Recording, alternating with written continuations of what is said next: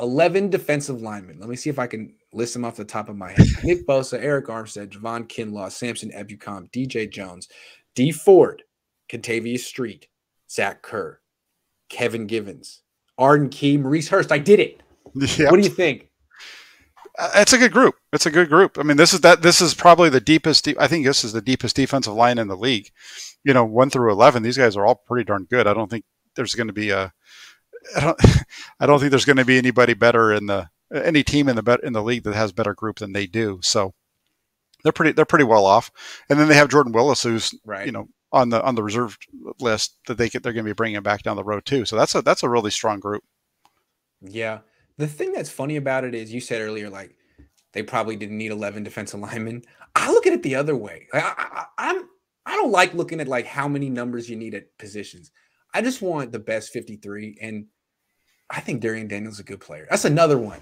He's right there with Jared Maiden. I think he's been on and off. Has he ever been on the active roster? I think he might have been right at the end of last year. I think he deserved a shot. He's good. I think he's a hell of a player. And when he goes one-on-one against Alex Mack, he wins sometimes. He's a good player. And if another team is out there watching, sign Darian Daniels. That guy deserves a real game check, not the practice squad stuff, man. That guy should get paid. Just saying. Yeah. Well, even Yarbrough had a good point. Yes. This whole group. Yes. Yeah. That whole group was yes. So I don't know. Is really freaking good. Yeah, that's exactly. He's that guy. Really freaking good. He might be the best coach on the Frontiers defense, really. D'Amico Ryans is pretty darn good. He's proven, shown himself. No, for sure. Yeah, I don't know if Chris Kosorik's a big picture guy like D'Amico, but just in terms of teaching and improving your position group, this guy is. I mean, who's better than him in the league? His track record is nice. I've just gotten to know him, but wow, he has like 100% success rate. He's like, oh man. The guy in Stand and Deliver, he's like teaching calculus to all these kids. He's like, how can I reach these kids? You know what I'm saying? And he does. Yeah, exactly. No, he's if I would love to play with that guy. That's all play for that guy. That's all I kept thinking every time I'd watch him practice because he's just from the moment practice starts till it's done, he's go full speed the whole time. And those are the kind of guys that you really want to have on your defensive side. Yes, absolutely. If I missed your question, I'm sorry. I didn't mean to. Gold Rush says, 49ers finally have depth at defensive line and halfback for the whole year. Still think they need to make a move at deadline for another cornerback. That room is way too thin.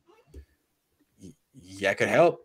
It couldn't hurt. Depth at corner, depth at offensive line. They don't really have it. It couldn't hurt. Unless you love Diamador.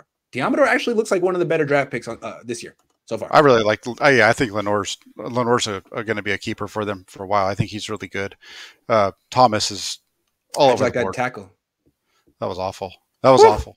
That was just awful. And that's he's struggled. He's been up and down. He's been all over the board throughout training camp. He was way down and he kind of worked his way back up. And I thought he played good in the first game, not quite so good the second. And then against the Raiders, that's just a terrible play. The coach says, "Do we really have 11 D linemen? Ford, Bosa, Hurst, Ebukam, all questionable until we see otherwise. I think we threw a lot of bodies at a problem." Good point. Plus, they could have used one more body in Darian Daniels. But yeah, I see what you're saying. Yeah, I think Jordan Willis coming back. I think part of that is just because you haven't seen what Ford and Bosa have been doing on the practice field. These guys look good, really, really good. That's true.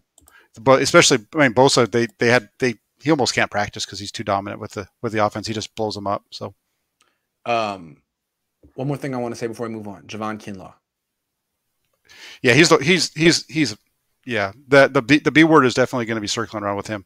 He's a guy who he's a run playing defensive tackle, has shown no ability to rush the passer, took no snaps during one-on-one pass rushing drills during training camp.